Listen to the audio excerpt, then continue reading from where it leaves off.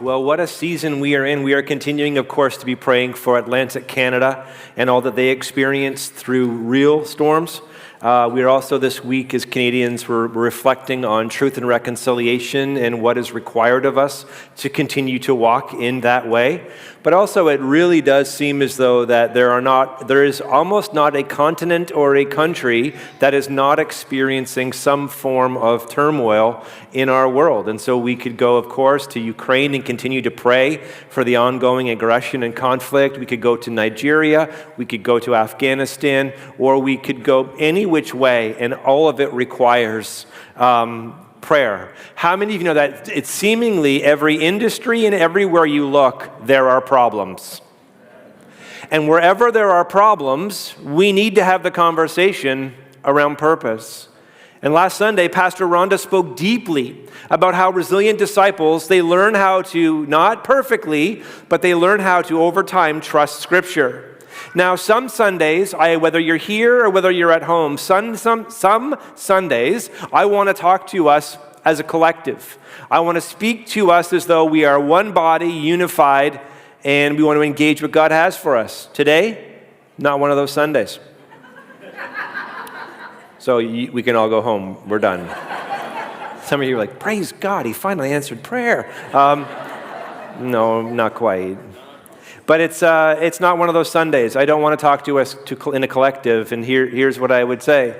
I don't want to talk to the person beside you. I just want to talk to you. Just you. Now, if we were having this conversation at a coffee shop, admittedly, it's weird because I'm the only one doing the talking, which is not really a good conversation. I get it.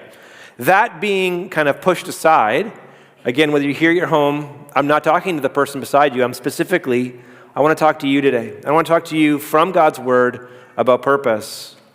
Because here's why I want to change that narrative today. We need you. That's not hyperbolic, by the way. That's not a nice thing to say. We need you. We need the imperfect you to engage the purpose that God has for you. In fact, the church in the city will not be the same if you say no. We need you. Your disciplined yes, the moment you say yes to Jesus, that your disciplined yes is designed by God to influence others, influence the destiny of others. You cannot control what happens, but you can influence and you can pray and you can be postured to serve. And so your discipled yes is really significant. And someone who has helped me understand purpose in this last season is Terry Walling. And so he has books called Awakening, Deciding, and Finishing, which are helpful. And I'm going to draw on some of those elements today. And so I'm going to give credit to whom credit is due. But regarding purpose, here are two opening thoughts that I want you to embrace. Everybody say embrace. Like not a physical hug, because that's not nice, just metaphorically speaking. We're going to give these things a hug. To understand your purpose, God takes each of us through the same process on purpose. Now, I am not saying that your life situation or circumstances, your life challenges, the things that you have faced are the same as the person beside you. They're not. It would be erroneous of me to say so.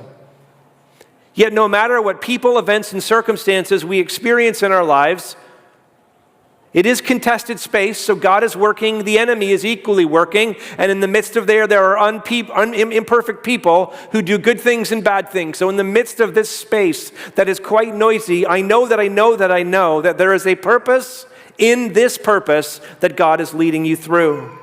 And you can also expect purpose to be refined a few different times over the course of your life. If you're here and you're not a follower of Jesus, then your purpose may be defined differently. But if you're a follower of Jesus, you have a duality of purpose. On one hand, it could be looking at the earthly things that you do, like your family and your friends and your job and your calling and your career, or it can be in that space. And there's definite things of purpose that we could speak about in those areas. But if you are in Christ as a disciple of Jesus, then your purpose is twofold. It is becoming a disciple in turn who then makes other disciples of Christ. So your purpose is discipleship, both for your own heart and life, and then to help lead other people to see, experience, and then follow Jesus with where they're at. Not cloning your life, but learning from it. The only thing you need to discover is how. God, how are you at work in my life? What are you doing? I believe with everything in me that God is at work in every one of our stories. We just need oftentimes discernment to figure out how. What are you doing? How are you at work? And how do you want to use my life? And how can be a question that we ask differently as we work through and live through different seasons of life.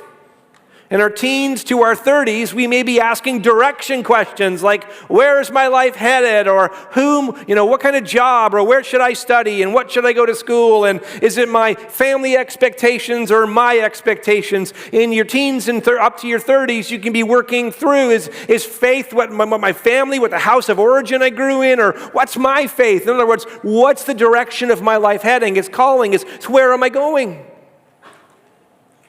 In our 40s to 60s, we begin to say, man, with everything that God's given me, how do I make a Jesus-sized difference? And in some cases, it's like, wow, my life has gone better than I can ever dreamed. And in other circumstances, it's like, I cannot imagine that my life is what it is. And in all of that, God, how do I use all of what is my life now to make a Jesus-sized difference with everything that's in my life? And then our 60s unto our hundreds, it's how do I then continue to serve God in my generation for the next generation? But how do I give others all that God has entrusted to me? And so in our lives, purpose sounds different, but it moves us through these different stages. And to best answer these questions, God is going to take all of us through a similar process where it's hardest to clarify both how and where He is at work. And so today I want to take a few moments to talk to you, not the person beside you. You at home, not the person on your couch with you. If you're alone, prayerfully in your house, and you're single, then there shouldn't be anybody else on the couch, because if they are, that's odd. So let's talk about direction and decisions, and then ultimately defining moments. Direction involves gaining clarity regarding the stage of life that we're in, but also the stewardship of our spiritual gifts, of our entrustments, the deposit, the burdens. When you look at all the problems in the world, not every one of them is a burden on your heart.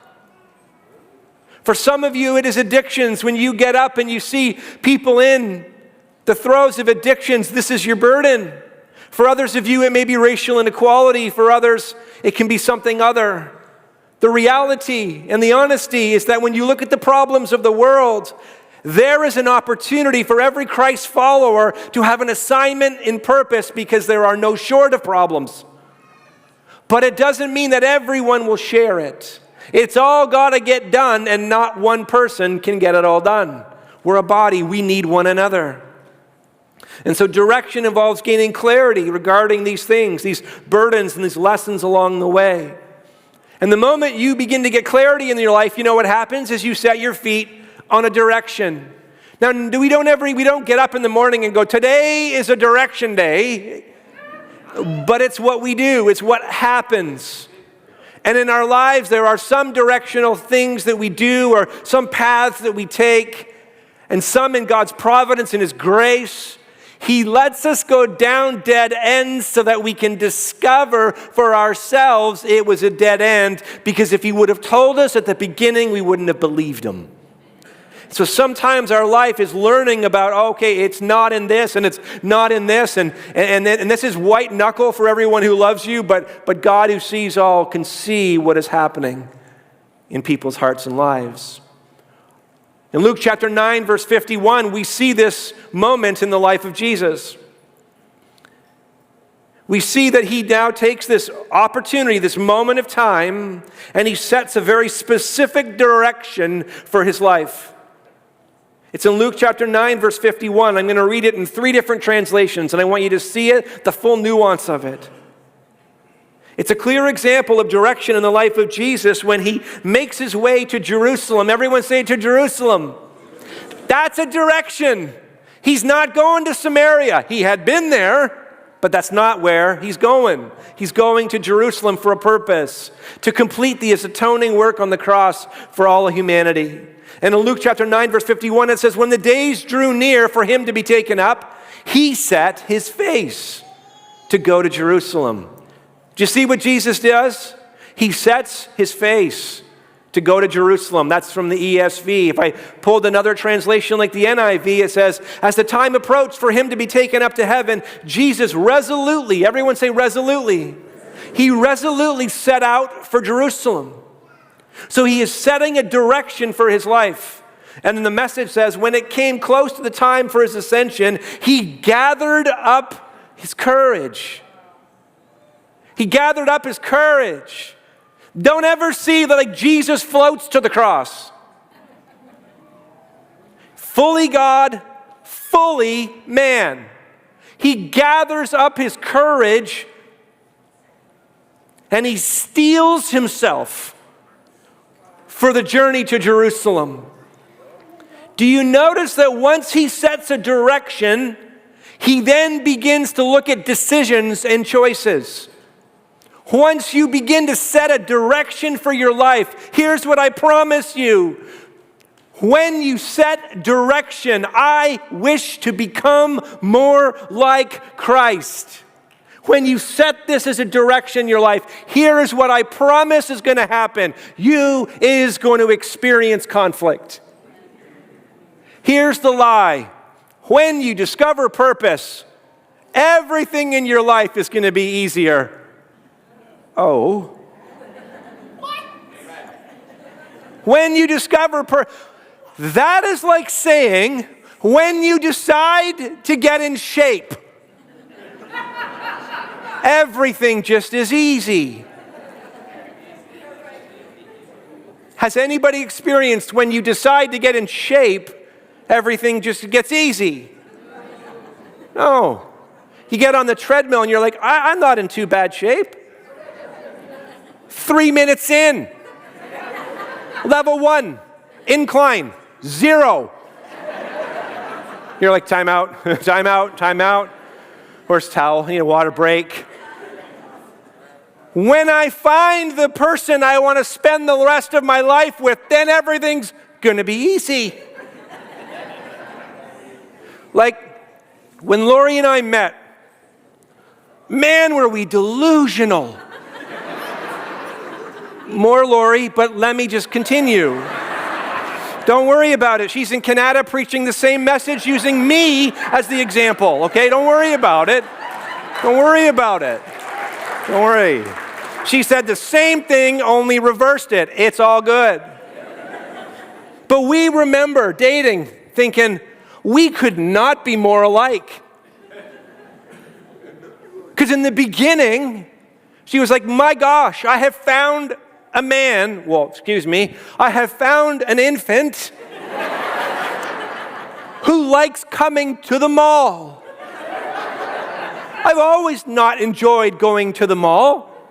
I just happened to enjoy being in her presence, which made the mall tolerable. Then when we got married, it's like, you can go yourself. Some of you get married to have romance for the rest of your lives. I got married so you don't ever have to kiss again. It's gross. Some of you are like, oh, it's like Purell for the body. That's just a joke, by the way. That's just a joke. So when we discover purpose, it doesn't make everything in your life easy. What it makes it is clear. It makes it clear. It doesn't make it easy. In fact, how many of you know that whenever you talk about purpose, as I've already highlighted a few times, all we're really talking about are solving problems? Well, real problems are never easy fixes. They're not easy. Haven't you noticed that some people just don't do what you tell them to do? Have you noticed that? If you would just listen to me. Well, you didn't listen to them either. Because here's what's happening. You may be right over here in giving great advice, life-changing advice you are giving. But between your advice and their ear, Is every expectation, every disappointment, every bad relationship, every time I trusted, every time I failed? Is it wonder why? It's not the advice that needs to change. It's the noise between where God is working so that we can hear. Jesus sets his face and he gathers his courage and he steels himself. And these are all choices. These are choices that he makes in advance of walking in a particular direction. Everything in your life started with a choice. You and I are the sum total of the choices that we have made and have not made. And in some cases, others made that impacted and influenced our lives for sure. But decisions are about insights into these critical choices. Everyone say critical choices. Not all choices are equal. Like, for example, what you have for lunch today, which we look forward with eager anticipation to you showing us later. We cannot wait to see it on socials. What you had for lunch today, honestly, I can't wait. I can't wait to see just what you ate. I can't wait. Did you go avocado toast or did you go salad? I can't wait to figure out that life-changing decision. Well, that isn't a life-changing decision. It's a hungry decision. It's a decision you can make whether you're going to grab pita bread or non-bread or no bread because I don't do gluten. Like, these are good decisions, but at the end of the day, not the same weight as who am I going to follow? Who am I going to allow to shape my life? Whose voice gets to determine my future? The God who knows me or the teacher who just knew of me? Whose voice is going to determine my life? The one who loved me when I was lost or found, or the one who used me in a season of my life? Whose voice are we going to give us the greatest influence in our heart and life? These are questions in the area of purpose. Some decisions are not critical decisions, but every decision that becomes critical starts somewhere. Every discipline you start or that you do not engage begins somewhere, and the same is true for me. And so Jesus sets his face to Jerusalem, and from that moment he says yes or no with a different urgency than he did in the first 30 years of his life. And he teaches his disciples with greater intensity. He prays with greater fervency, and he models servant leadership with increased clarity and focus. All because he knows when I set my face towards Jerusalem and the decisions in there, the purpose of why I'm doing that is to redeem mankind, humankind. This is why I'm doing what I'm doing. He sets his face, and as he does, everything becomes clear and focused. There are some of us, and we talk about purpose, you love it to stay blurry. God, how do you want to use my life to make a Jesus-sized difference in the world in which we live? How do you want to use my life? And then the Lord says, this is your step of obedience. Lord, I want to change the world. Let's start with changing your bed.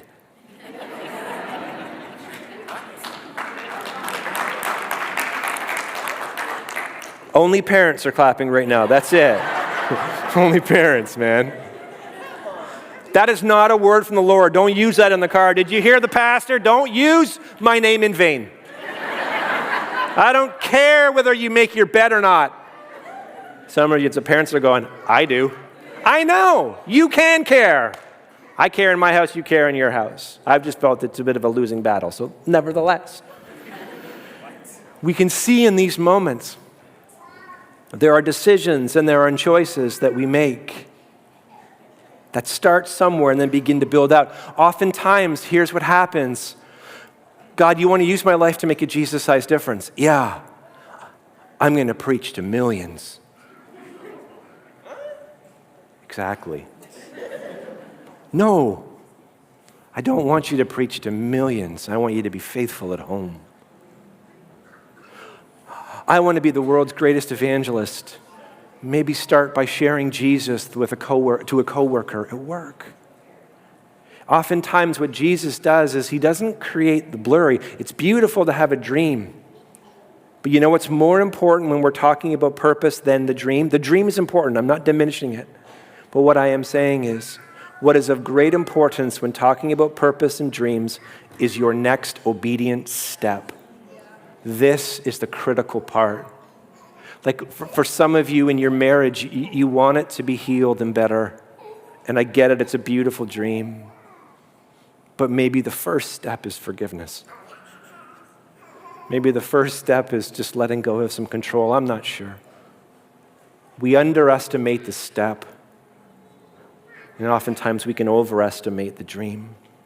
It's not what we see. You see, because in purpose, here's what the scriptures teach. How God is working in your life. He is working to establish his steps, the steps of the Lord, and then the work of his hands. Proverbs chapter 16, verse 9 says, the heart of a human plans their way. The heart of a man plans his way. But the Lord, everyone say the Lord. The Lord establishes his steps. Let the favor of the Lord our God be upon us and establish the work of our hands upon us. Yeah, establish the work of our hands. So when direction becomes clear, we then begin to work through decisions of obedience. Let me see your hands today. Who here messed up at least one time this week? Can I see your hands, please? Online, please hand up in the chat. Okay. I think I heard Siri even come on over here. And I couldn't hear clearly. It sounded like tongues, but I'm going to interpret for you. Even Siri is coming along saying, I too have sinned and fallen short. Or Alexa, or whatever name the AI is. Well, when direction becomes clear, then we begin. Everyone say, then we begin. The more clear following Christ becomes, the more appealing the broader way looks. The more clear following Jesus becomes, the more appealing another way looks. Because when direction becomes clear, then we begin to work through decisions of obedience and surrender and trust, allowing the Holy Spirit to refine our disobedience, our stubbornness. Anybody here can be called stubborn? Anybody here stubborn? No, somebody like. Okay, is anybody here in a relationship with someone that's stubborn and you want to volunteer that they're stubborn? See the confidence change? Because some of you, here's what you were doing in your head. I don't like the word stubborn. I like the word I'm resolute. I'm just resolute. That's who I am. Great.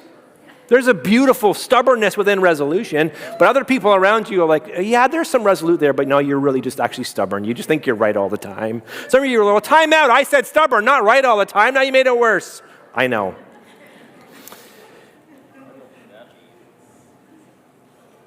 In a garden overlooking Jerusalem, we see a defining moment in the life of Jesus. And defining moments, here's the amazing thing about them. They're never circled on your calendar. I mean, there are some defining moments that we have on our calendars, for sure. But what I have found is that most are not until you're in one. It says, he withdrew from them about a stone's throw, and he knelt down and prayed, saying, Father, if you are willing, remove this cup from me. Don't you love the humanity of Jesus? If you're willing, remove this cup. Nevertheless, what does he say? Not my will, it's yours. Not my will, but yours be done. Let me lovingly lean in here for like 2 seconds, and then we're going to finish. During worship today, we sang that hymn, It Is Well With My Soul. And some of you couldn't sing it because it's not well with your soul. And I love the power of authenticity, of being honest. Faith is not being delusional or living denial that things aren't good right now. And for some of you right now, it's not good right now. And I'm not diminishing it, nor am I going to dance and be lacking tenderness in it. It's not good right now. I get it. I may not get all the specifics of it like you do, but I understand. I can appreciate it. It's not well. So even as we began to sing it, and you heard others around you singing it as well with their soul, here's the lie of the enemy, that you begin to look around, and everybody who's saying it is well with their soul, it is well with their soul. Here's the truth, though. And here's what you see in the garden as Jesus sets his direction towards Jerusalem, and then he refines his decisions to obedience to do the will of the Father. You see the beautiful authenticity in Jesus, that we believe in authenticity, we value authenticity, but living exclusively in authenticity can deform you out of faith. So Jesus in this moment, it's not well with his soul in a sense, like what he's going to experience. He's feeling the crushing weight of it. He knows what is about to come. But in this moment, he's genuinely authentic. But he can say, it is well with my soul, because what I'm going to go through is not going to define the totality of who I am. My identity, my calling, my purpose, my everything is not just in what I'm going to go through. It is what God is going to work in me and through me in this moment. So for some of you, you sing in a moment when a song comes on like, it is well with my soul, and you are living through hell in a season. It's going to rhyme actually. You can actually say it is well while living through hell. Why? Not because you deny what is, but because your faith is rooted in the one who is greater. And that's not hyperbolic at all. It's not delusion, it's not denial. It is, this is what is, but what is not greater than I am. And I root in here, and this is what we see in the life of Jesus. Your will be done. Father, my hand, my obedience, my purpose, my destiny, it is in your hands, and you are a good, good Father, even in this moment, atoning for our bad, bad brokenness. Jesus knows who his Father is, and so he knows who he is. Jesus knows what he has come to do, and he is on us with the weight of it. And Jesus surrenders to the will of the Father to live out his purpose on earth, and he does it perfectly. The rest of us imperfectly. Imperfectly, another word for that is failure. Falling short, not measuring up. And that is our story, loved ones. No matter who you are, every one of us' story has good and bad, healthy and unhealthy, healed and broken, obedience and disobedience, temptations resisted and temptations yielded to. Christ, no. Us, yes. And so just a word on failure. Failure can give you the deepest understanding of God's faithfulness. Or it can define the rest of your story. And here's what is wild. You get to choose. It's why the scriptures, whether we're talking about failure and loss and grieving, like we're going to do with our Remembrance Garden today, failure, loss, and grieving have a specific prayer language in the scriptures called lament. I pray you hear this with both ears and your whole heart.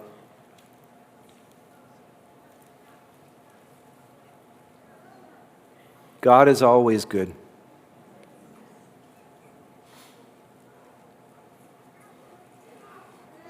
The enemy never is.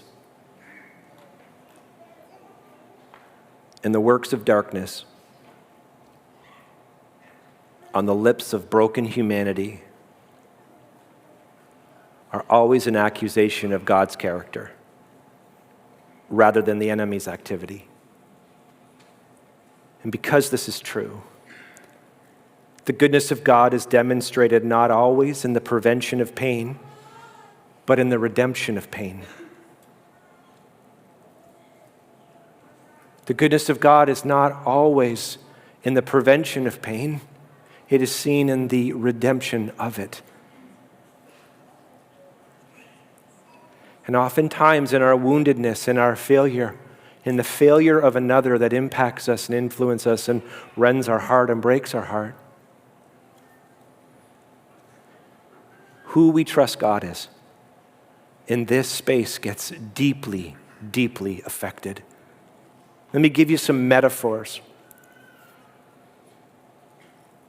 In these times, when we have experienced pain in this world and not yet seen the redemption of God, let me give you some metaphors for when you may need the language of lament in prayer. When life feels like unrelenting rain. When life feels like an endless night. When you look at the story of your life and it looks like shattered glass. Oh, you can see pieces of what was, but the picture of what it should have been just seems shattered. It is shattered. Empty rooms. Crashing waves. One thing is true, if you stand at the edge of the sea, under normal circumstances, not surge ones, those waves just keep coming. And this is what life can feel like at times and in seasons. And in these places, there are two directional doors open to you, and you choose which one you open and go through. One door is deeper trust in God, and the other door is to something, someone, or somewhere different. Deeper is all about gaining situational clarity. What in the world is going on? And God, how can you be at work in the mess of this? Deeper is that question. Lord, how are you using this season to deepen my trust in you? Or how do you wish to bring healing and freedom to my thinking, my emotions, my motivations? Where do I need to develop spiritual disciplines to help me remain anchored in this season of lament? But different loved ones is abiding in unhealed wounds. It is abiding in arrested development. Do you know one of the things that the Lord has put his finger on in the West in the last few years? Here's one of the most dangerous things facing the church in 2022. I almost said 23, 22. We can grow in knowledge of the scriptures, but not necessarily grow in Christ-like character. And if we grow in knowledge in what the word says, but not how Jesus lived, this can become a tremendous problem. So the solution isn't like, hey, no less of the word. The solution isn't dumb down the word. The solution is, Lord, apply the word to my heart so that I grow up to look more like you. And I stop telling everybody around them how they can look more like you. And I zip my mouth for a season and grow up to look more like Christ. Lord, that the character of my life rise in consistency to the authority of your word so that maybe you can give me an opportunity to say this is actually that. Arrested development, strongholds, limited beliefs, misidentified purpose.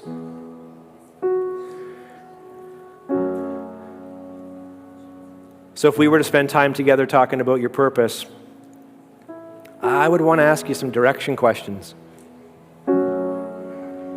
Why are you going this way? And not a judgmental, just why this road? What you doing? Why are you going this way? Some decision questions. But I'd love to be able to hear what happened and be able to say, are we going to trust deeper or are we going to choose different? 10-second side note. Think of the life of Peter after he betrays Jesus and he weeps bitterly. He laments, he pours out, he failed. Where do you next see him? He goes back, what? He goes back to fishing for fish. He chooses different. But guess what, loved ones? You have a heavenly Father that even if you are here today and you choose different, you are only one obedient step from getting back into the purpose that God has for you, because our God can redeem any and everything that the enemy tries to steal. My father said something last week that I thought was profound, and I want you to locate your communion element as I say it. We're Canadians and we can do two things at one time. We can locate our communion elements, and the next thing I want you to do is I want you to look at your physical body. Go for it. Turn the person beside you, look them right in the eyes and say, do you see this specimen of awesomeness that you're sitting beside? No, look again. Look again at awesome. After the service, you can follow up with them and you can say, you know what, you're welcome. You have just spent 2 hours sitting beside awesome. You didn't even know, and I want you to know the Lord has blessed you by being in my proximity today. No, don't do any of that. But here's what I do wish to say. Look at your body. It has physical definition. Like you start and you end somewhere. Some of us want to end a little sooner but we all start. We all have a start and a stop, and that's good. Remind yourself when you walk into a room, I have a start and an end. Some of you need to hear that, because when you walk into a room, you just get bigger and bigger and bigger and bigger, like a balloon getting inflated, and we're all stuck on the side of the wall, and you're thinking, man, this was a good time. It was a good time for you. I digress. But here's what I do want to say. Your physical body has limitations. Yes? What does the word say? When it comes to purpose, greater is he that is in you than just what you see in the world, than he that is in the world. Some of you, the last thing I want to say around purpose is this. You keep looking at your physical limitations and disqualifying yourself from stepping into what God has for you. You're looking to the wrong source. Don't look just at what you are. See who God is in you, because it is greater and it is bigger. Some of you are facing circumstances and situations and you are saying, it is too big, and that is honest. The next part is, but not big enough for you, God. So Lord, you need to do a bigger, an expansive, a deeper, a grounding work. You need to work in me so that I can stand in this situation. Come on. The problems in this world are too big, but they are not too big for God to do in us and through us. We're not the saviors, he is, but we're the ones he sends. So let's get at it.